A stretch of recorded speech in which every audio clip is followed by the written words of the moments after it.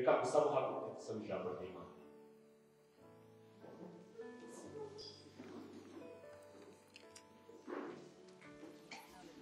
Turasoma muri Matayo igice cya 6 mubabarire, Matayo 6 umurongo wa 20.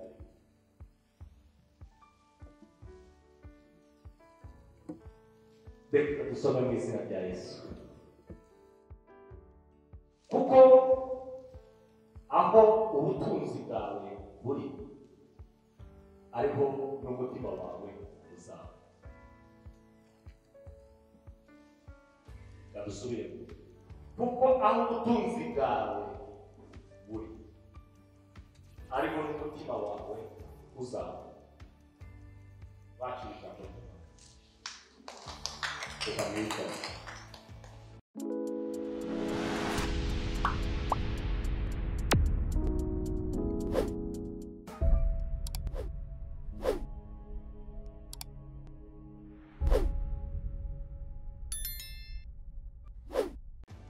Igitaramo yuko tuganira ku mutima w'umuntu. Umutima unezeza Imana. Umutima usenga. Muri iki cyumweru tugiye kujya mu cyumweru cyo gusenga. Niba dushobora kugira umutima unezeza Imana, niba dushobora kugira umutima uhimbaza, umutima usenga, umutima Imana yifuza,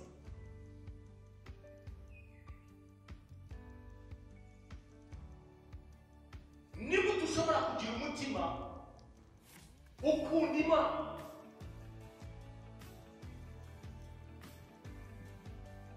umutima Imana iboneka ko uyu ni umuntu nifuza.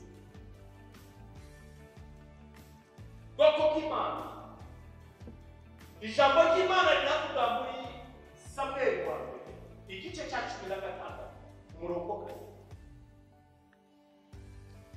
Uhasanga inkuru ya Samweli w'umuhanuzi Imana imutoranyije, iramubwira ngo shyira amavuta mu ihembe ugende mu rugo rwa Yesayi, niho hari umwami uzasimbura Sawuli, kubera ko Sawuli yakoze ibyaha. Samweli ashyira amavuta mu ihembe ajya kwa Yesayi,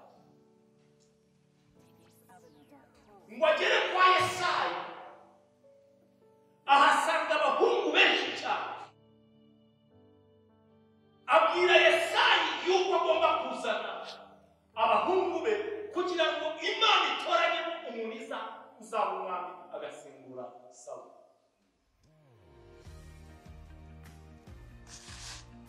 Bazana abahungu benshi imbere ya Samweli, bene Yesayi, kugira ngo Samweli abatoranyemo umuntu uzabura. Bibiliya ivuga ngo abo bose yazanye imbere basha bapemeza bose bose babageze imbere ba Eliya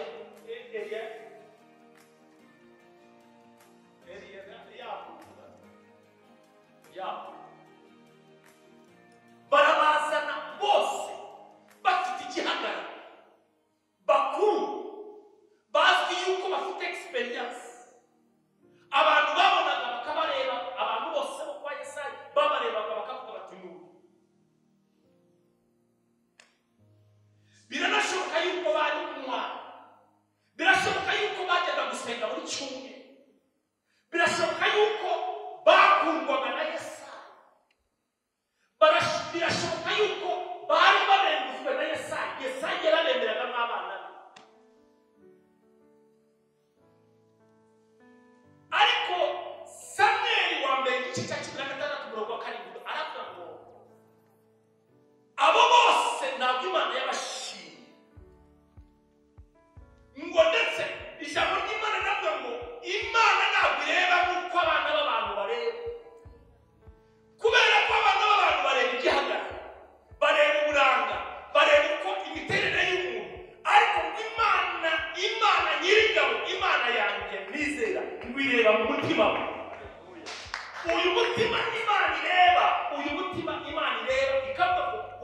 ndakugaye wowe ndagushima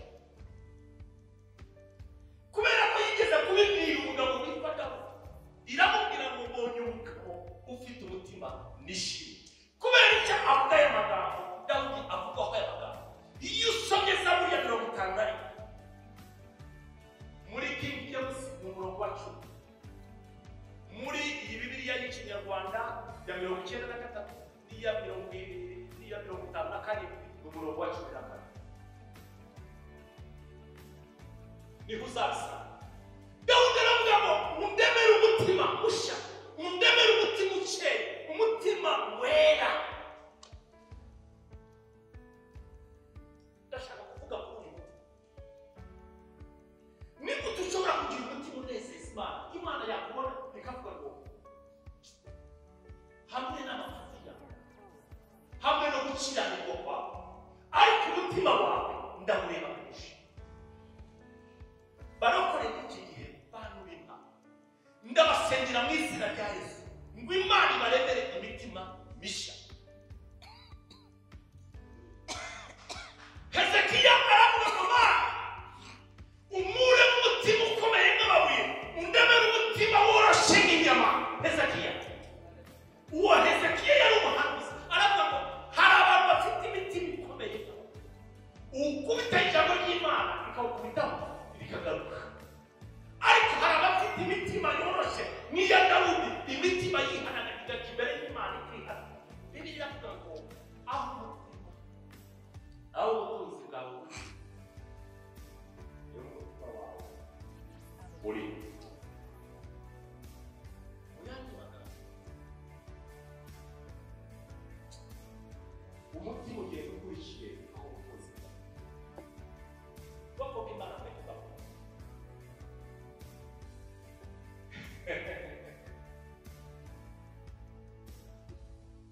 abantu bagira imitima kandi imitima koko nibyo Bill Gates n'umwe mu bakire ba mbere ku isi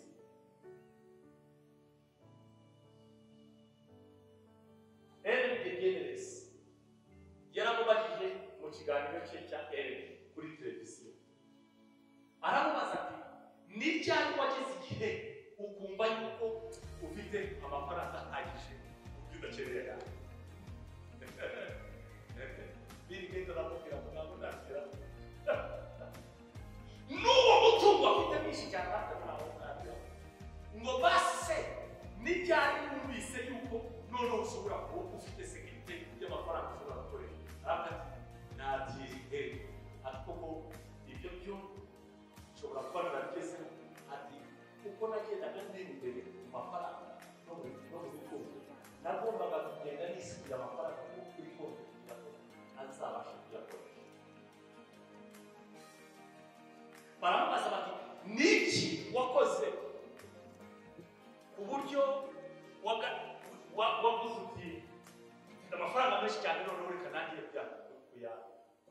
kuyakoresha ninezeze aravuga ati ntabwo niyambaho ntabwo ndagira amafaranga ngo numve arahagije ku buryo natangira kwinezeza abaze se ntabwo ufite indege ati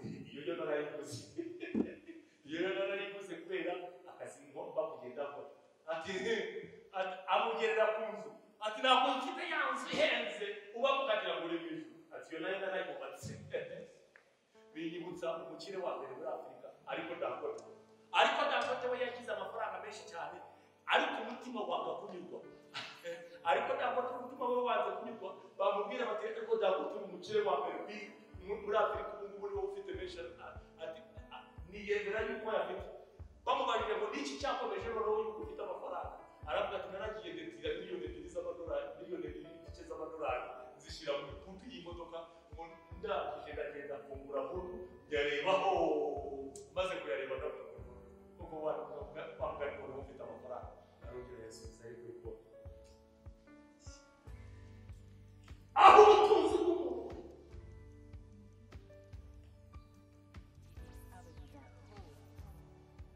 bwoko bw'Imana impamvu uvuga ko umutima unezeza Imana umutima usenga umutima ushaka Imana, umutima nk'uyu Dawidi yari afite, umutima ushobora kubwira Imana, ushobora gutuma Imana ivuga ngo bariya ndabagaye, uyu ndamushimye. Ni umutima ufite ibintu biri kubabwira. Ariko mbere yuko mbabwire by'uwo mutima ugomba kuba ufite,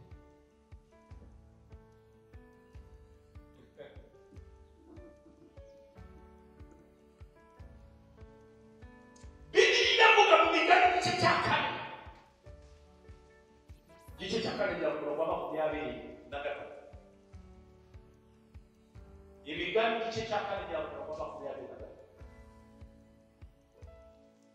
Ijambo ry'Imana riravuga ngo urinde umutima wawe, rinda umutima wawe kurusha ibindi birindwa, ngo kubera icyo ugomba kurinda umutima wawe, ngo kubera ko ari wo soko y'ubugingo bwawe. Aha ngaha twabije buri muntu wese tukamubaza ngo ese urashaka kuzajya mu ijuru, urashaka kuzabona ubugingo buhoraho? Reka mbere umuntu aha ngaha avuga ngo ndashaka kuzabona ubugingo buhoraho, mwebwe mushaka kuzabura, ndavuga umuntu uvuga ntabwo ushaka ubugingo buhoraho, yewe mu bihe by'isi bagiye by'isi ubugingo buhoraho mu buzima. None se ni bande bavuga bati ma icyapa kazabona ubugingo buhoraho?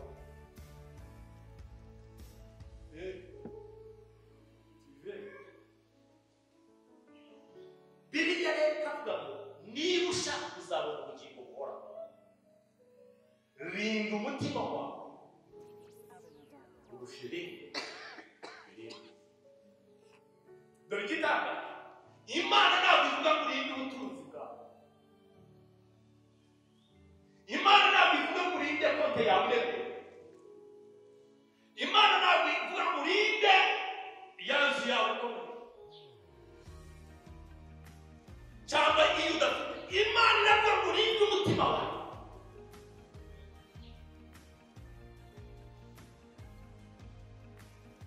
kurusha ibindi bigira bitera. Urinde umutima wawe.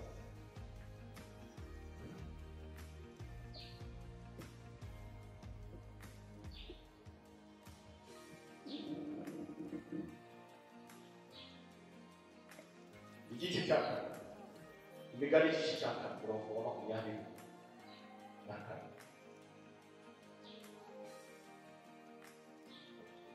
Nagatatu. Siwona kule mnandabuze igice cya 4 murongo wa 23.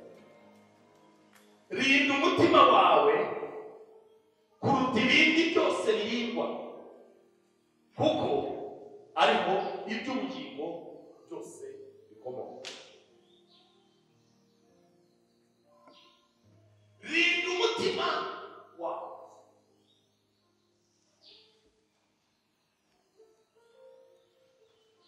Reka mubwire, nubona umuntu akoze icyaha,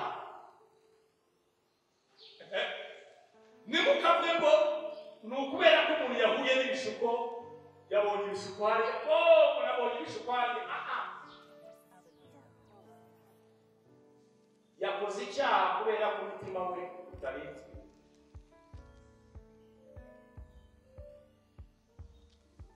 Abaroma igice cya 8 murongo wa 8. Ijambo ry'Imana riravuga kubera ko ibyo kamere irarikira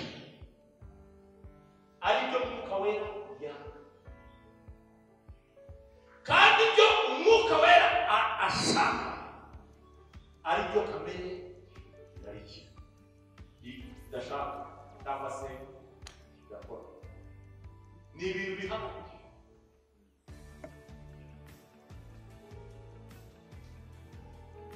Koko bw'Imana.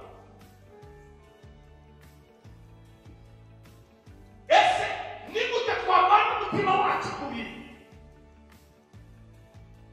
Ese ni gute twa transform? Umva, ni ngombwa yuko ufata urugendo mu mutima wawe ruhindura ibyo wita ubutunzi, kuba ibintu birarikirwa na kamere, ugahindukira ubutunzi bwawe bukaba agakiza n'ubugingo buhoraho. Kubera iki? Ushobora kunyagwa inzu, ushobora kunyagwa amafaranga, ushobora kunyagwa umutungo wose, ariko hari ikintu kimwe udashobora kunyagwa n'iyi si, ni agakiza gatangwa na Yesu Kristo. Ako gakiza nta n'ikintu na kimwe kuri iyi si gishobora kunyaga agakiza kawe uretse wowe.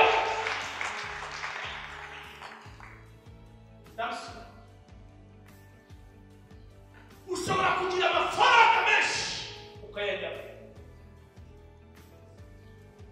ushobora gutunga inzu nziza abantu bose batangare ukayinyagwa,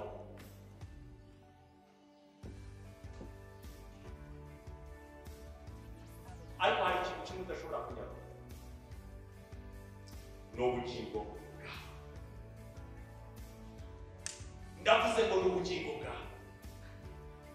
Ibyo bintu ni umutungo wawe wahawe no kwizera umwami Yesu Kristo, nawe ushobora kubimunyaga.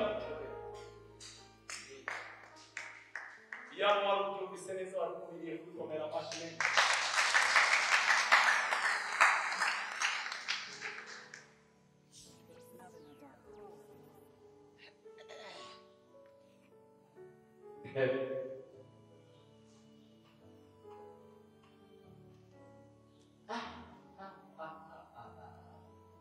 Proverbs imigani 23 25.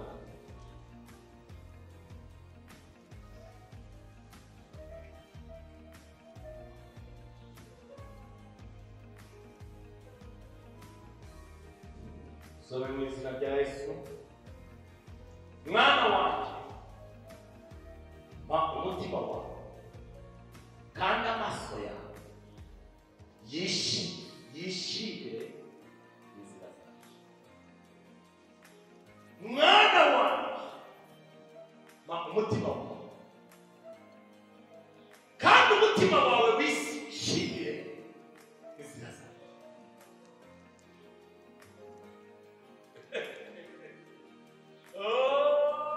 Turuko bakebasha imitima yawe mwayitanze kwa bashitashusho. Nukuri kw'Imana sheri, jewe naguhaye umutima wanjye wose.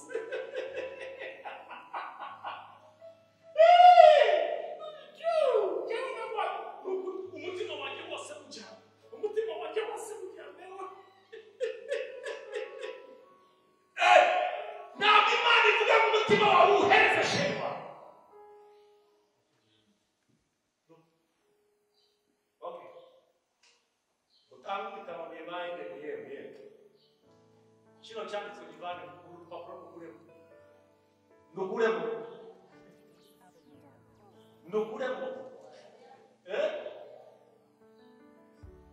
none bavuze kuki? Bavuze ngo umva abakristo mbere, mwana wanjye sheri mu mutima wanjye yose mwarayitanze kandi mwayitanze kwa sheri. None Imana yaza gushaka ya mitima ya Niba aho yatura bigasanga bayitanze kwa sheri, kandi mwarayitanya bavuze we mbega abantu batanya kuvuze imitima. Uyu nguyu akamuhereza igice, uyu akamuhereza igice, uyu akamuhereza igice, uyu nguyu akamuhereza igice. Nta muntu ushobora kuguhaga kubera ko n'ubundi ntabwo babahaye imitima yabo. Sheri ndaguhaye umutima wanjye wose, umutima wanjye ntabwo ushobora kutuzana nakubona n'ibindi bintu.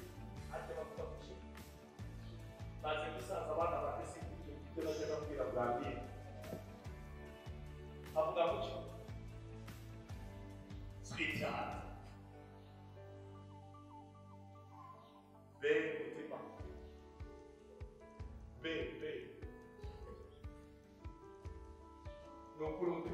cyane hose ndawuguhariye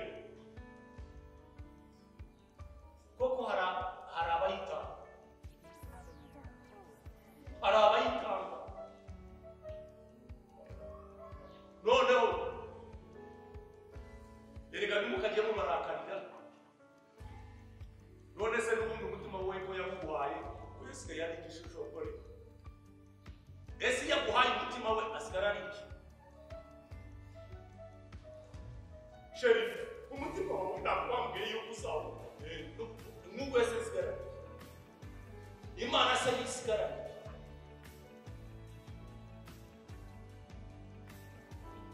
umutima wanjye narawuguhaye wose emera nawe ahubwo uzasigarana igishusho ntabwo ibyo mvuga ashaka kuvuga yuko utagomba gukiza cyangwa se gukundana ndashaka kubabwira yuko ni hehe ugomba gushyira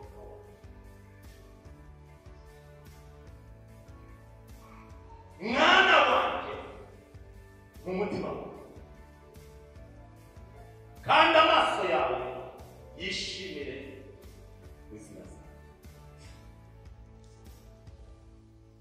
kubera iki imana ivuga ngo ndashaka umutima wawe nuko imana ishaka kuzigatura mu mutima wawe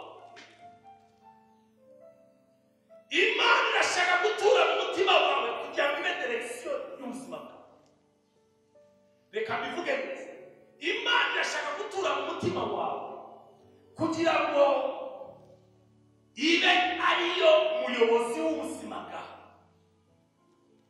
imigani igice cya 3:5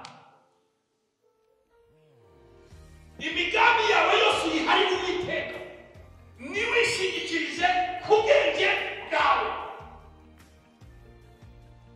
ubu bakorino bakavuga ngo ntabwo munsi neza yuko imibiri yawe ari isengero z'Uwiteka ntabwo baba bavuga kino kibiri cyane baravuga ngo wa mutima niho that's where the fellowship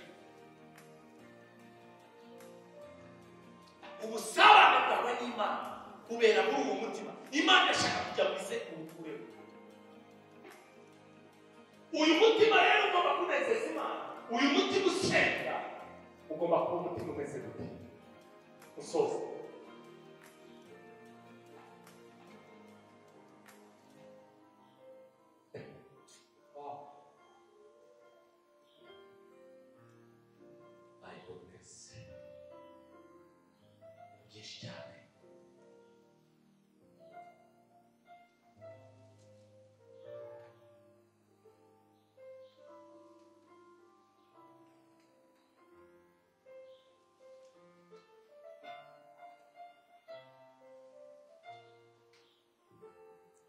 Haleluya. Pastor Zahanga. Ikintu cya mbere uyu mutima usenga, umutima uramya Imana, ugomba kuba ari umutima ukeye. Pure heart. Cyangwa se umutima wera. Cya kabiri ni umutima uhimbaza. Umutima ufite kwizera. Umutima utaramya ibishushanyo, umutima udafite uburyarya, umutima ufite ibyiringiro, umutima wihangana, nanone umutima ushikamye wihangana.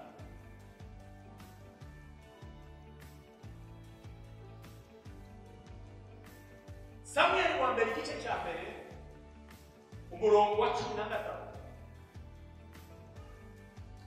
wasanga inkuru y'umudamu wa Elukana. Hana yari umudamu wa kabiri wa mbere, niwe wari umudamu mukuru Elukana mukunda, ariko ijambo ry'Imana navuga kugira ngo wagatatu mu gice cya mbere Imana yagera mu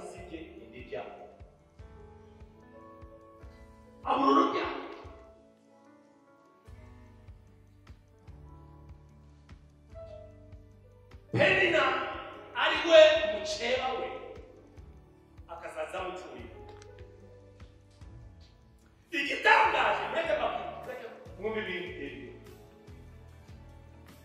biriya avuga ngo Elukana n'abadamu be uko umwaka utashye bajya i Yerusalemu gutamba ibitambo ngo kandi iyo bajyaga gutamba ibitambo Elukana ari we mugabo wabo yajyaga hano imigabane ibiri yo gutamba icyakane ngo Elukana yabwiraga Hana yuko amukunda cyane ngo ndetse aza no kumubaza no kumubwira ngo ese njyewe ko ngukunda kandi kuri ubu ndamu w'igikundiro ntabwo muruta ibindi byose ariko Hana kubera ko yari afite umutima ushaka kunezeza Imana kandi umutima usenya mu gice cya mbere cya Samuel wa mbere igice cya mbere umurongo wa 13 ijambo ry'Imana riravuga ngo Hana asengera mu mutima ngo amagambo nasohoke ariko akaniganiza abisi ngo bamubone harimo penina harimo umugabo we Elukana baratangira baravuga ngo uyu mudamu mbese wasize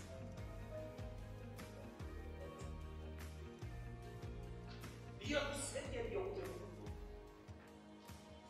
iyo turi kuganira n'Imana iyo dufitanye ibiganiro n'Imana hagati y'imitima yacu n'Imana abisi ntabwo babisobanukirwa kubera icyo batabisobanukirwa nuko tuba turi mu isi aho duhurira n'Imana tukaganira nayo ntabwo mu biganiro byacu tugirana n'Imana mu isi yo mu buryo bw'umwuka mu gihe turi kuganira n'Imana mu buryo bw'umwuka imitima yacu yobatanye n'uw'Imana ntabwo isi ikibimenya ndetse ishaka no kudutuka ikatureba nk'uko tudakwiye ariko Imana ishimwe ko kubera icyo gihe iyo dusengera mu mutima tukindira mu mutima wacu Pawulo yabwiye iki abakorinto ababwiye kujya ku ifunguro ryera arababwira ngo mbere yuko mujya kuri iri ifunguro ryera mubanze mwindire mu mitima yanyu murebe yuko imitima yanyu ikwiye kunywera ku gikombe iyo unywera kuri icyo gikombe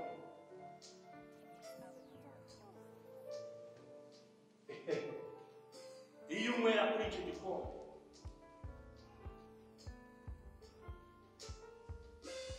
reka mbabwire zose iyo urebye kiriya gikombe cy'ifunguro ryera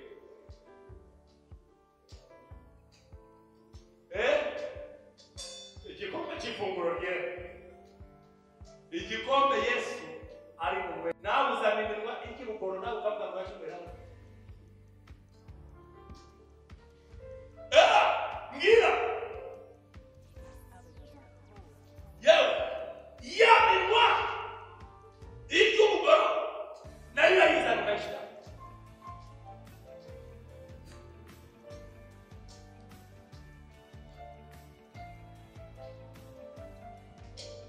ndashaka kukubaza iyo ugiye ku ifunguro ryera uzi yuko uri gusangira n'umwana wawe ku ifunguro ryera yaminwa ivuga abandi ibitari byo nayo yayizana ukayishyira bitonda nawe ukayishyira ukava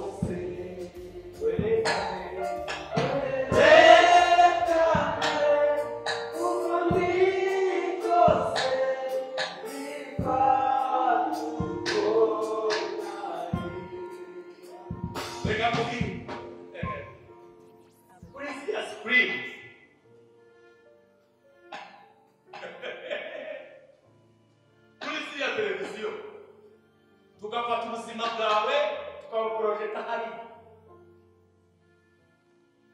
tugafata ubuzima bwawe tukaba twagucometse tugashyiraho filime yawe hari.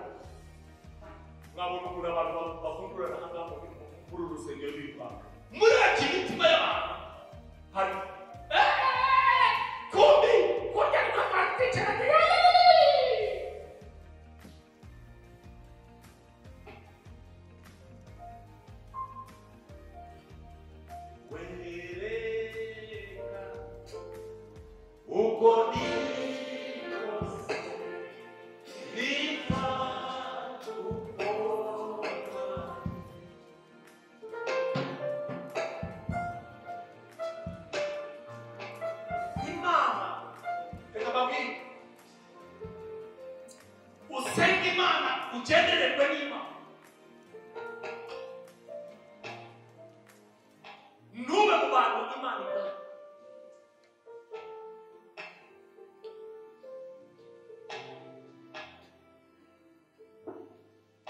tekereza ye Samweli azikatanga urashaka kureba pasiteri bagashyiraho MULISA bagashyiraho musamajyoni shyiraho Robert bakayisenga